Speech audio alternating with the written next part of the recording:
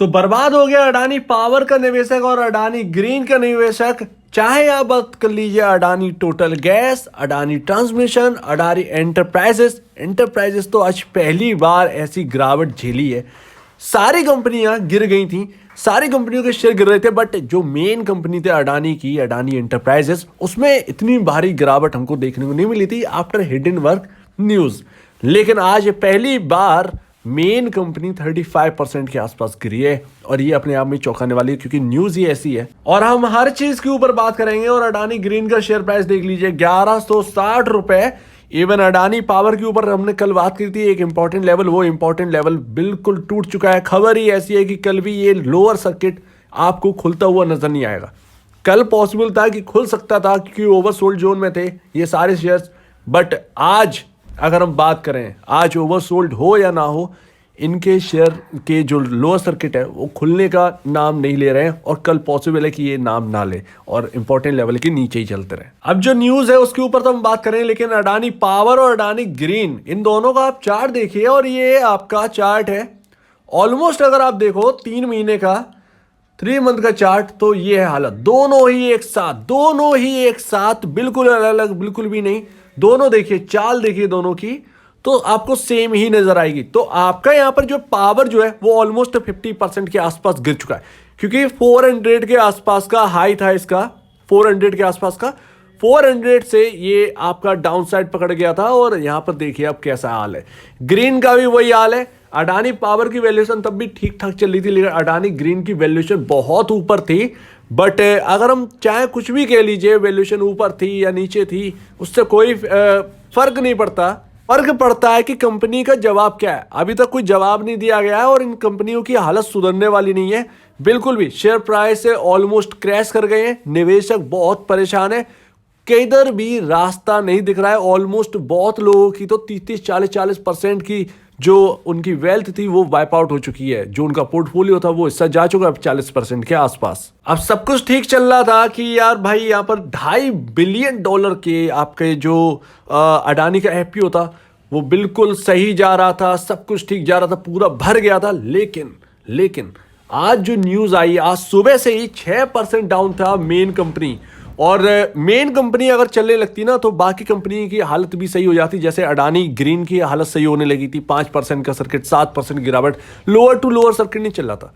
But आपके सामने अब यहां पर क्या है, आपके पास एक खबर आ चुकी है। क्रेडिट स्विस, जो कि आप जानते हैं रेटिंग एजेंसी, वो लैंडिंग भी करती है, उसने अडानी ग्रुप के बॉन्ड यहां पर लेने से, एक्सेप्ट करने से मना कर दिया, जो कि अपने आप में बहुत बड़ी बात है और इसका रब ऑफ इफेक्ट सब पर पड़ेगा। और यहां पर जो बॉन्ड है, यहां पर जो मना किया है क्रेडिट स्विस ने, इसके आगे और कंपनियां देखेंगी जो कि बॉन्ड जिससे लैंडिंग उठाते थे ये, तो वो भी मना कर सकती है बिकॉज ऑफ हिंडनबर्ग का चलो आरोप लगा, लेकिन जवाबदेही तो बनती है ना। तो जवाबदेही अभी तक नहीं बनी है अडानी की, कोई क्लियर मैसेज वहां पर नहीं गया है।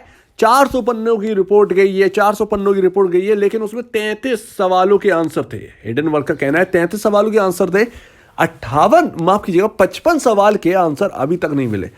तो यहां पर अभी मामला जो है वो बिल्कुल क्लियर नहीं है और ये गिरावट और हो सकती है, हो सकता है टेक्निकल बाउंस बैक आते रहे, बट वो गिरावट आपका रुकेगा नहीं जब तक ये मामला क्लियर ना हो जाए, जब तक पूरा जो आरोप लगे हैं वो आरोप बिल्कुल इनके ऊपर जो है खारिज ना हो जाए कि इनकी कोई गलती नहीं। क्लीन चिट जब तक ना मिल जाए अडानी को, तब तक ये ऐसी रैली दोबारा नहीं हो सकती जो हमने पहले देखी थी। अडानी पावर का मैं आपको बता दूं इंपॉर्टेंट लेवल था 214 रुपए, जो कि मैंने कल बताया था आपका। अब न्यूज ही कुछ ऐसी है कि यहां पर कुछ कहा नहीं जा सकता। मतलब एक वक्त तो यहां पर खुलने की बात हुई थी 220-225 रुपए के आसपास, कहाँ ये क्या बता सकते हैं इसका। तो ना यहाँ पर ना 214 रुपए का जो इंपॉर्टेंट लेवल था वो जा चुका है, उसके नीचे क्लोजिंग हो चुकी है। कल भी पॉसिबल है कि भारी भरकम बिकवाली अडानी ग्रुप के शेयर्स में देखने को मिलेगी और कल भी ऐसा ही रहेगा क्योंकि बॉन्ड मार्केट, आप जानते हैं आज यूएस के मार्केट में आज इंटरेस्ट रेट हाई हो रहे हैं। तो इंटरेस्ट रेट ऑलमोस्ट यहाँ पर 50 बेसिस पॉइंट होंगे। 25 बेसिस पॉइंट जो कह रहे हैं मार्केट की, यूएस के अंदर की 25 बेसिस पॉइंट करेगी फेड नहीं चाहती मार्केट चले बहुत पहले से, और वो करके रहेगी 50 बेसिस पॉइंट। और अगर ये हार्डर स्टेप इस वक्त नहीं लिया गया तो आगे दिक्कत होगी। तो मजबूरन फेड को ना 50 बेसिस पॉइंट चाहिए ऊपर करने के लिए। तो 25 बेसिस पॉइंट में काम नहीं चलेगा, 50 बेसिस पॉइंट करेंगे तब जाकर वहां पर हाल सुधरेगा, और उसकी वजह से बॉन्ड मार्केट पर बहुत बुरा असर पड़ेगा। इवन मार्केट क्रैश भी हो सकते हैं। 3-4% आज देखिए आप रात को क्या होता है, 3-4% के आसपास कहीं नास्डैक गिरा होगा इसकी वजह से, कहीं डाउ यहाँ पर 3% गिर सकता है ऑलमोस्ट। तो अभी पता नहीं है कुछ, लेकिन बहुत इंपॉर्टेंट है। और ये बॉन्ड ही यहाँ पर जो है अडानी के बॉन्ड पर असर डालेगी, अडानी के बॉन्ड पर असर डालेगी, अडानी के बॉन्ड जो यूएस के अंदर लिस्ट है उन पर असर डालेगी। तो ये है पूरी बात। और अडानी के बॉन्ड्स में ही हिंडनबर्ग ने शॉर्ट पोजीशन बनाई है, ना कि हमारे इंडियन मार्केट में आकर शॉर्ट पोजीशन यहाँ पर नहीं बनी है, बॉन्ड मार्केट में बनी है। अडानी ग्रीन का भी बात करें तो अडानी ग्रीन ये मामला तब तक सॉल्व होगा ही नहीं जब तक यहाँ पर जो है जवाबदेही नहीं बनेगी। तो ऐसे ही गिरते रहेंगे 5%, भले ही इसका सर्किट खुल गया हो, क्योंकि मैंने आपको बताया था अडानी ग्रीन का आपका ओवरसोल्ड जोन में था, अडानी पोर्ट का आपका ओवरसोल्ड जोन में था, और मैंने आपको बताया यहाँ से तेजी आ सकती है। वो आई, लेकिन वो तेजी जो है वो सस्टेनेबल वाली नहीं थी।